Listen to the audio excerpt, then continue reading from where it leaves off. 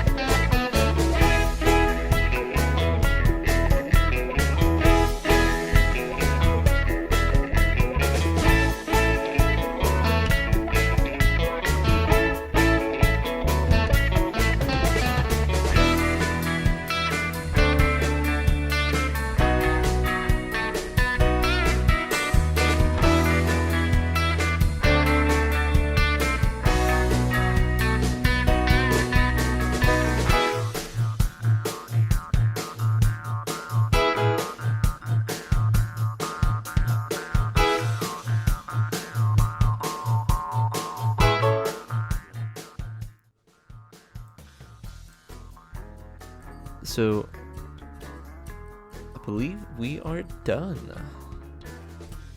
It's very different than what this was, but honestly I like it. I think it's better to be a little compact. The only thing I really wish I could change is this crossover piece. The 45 is too much, the 90 is a little weird. To get the angles right, it would have been too annoying. There are maybe other ways to do it. I've done it in the past, but this is just the simplest. If I had like a 30-degree crossover, maybe a 15-degree crossover, more like 30, then this would be so much better. It really would. That said though, I am happy with it. Kind of started the line to the smelter, which you'll see in the next episode of Trackling 101. But for what it's worth, I think we'll leave it there. I only changed a few things, like I added a little bit of groundwork under some of the switches, and I pushed this switch back by a little bit. But again, I think it's a job well done. Well, alright everyone, I think that's it for me. Don't forget to like and subscribe and leave a comment down below. See you next time.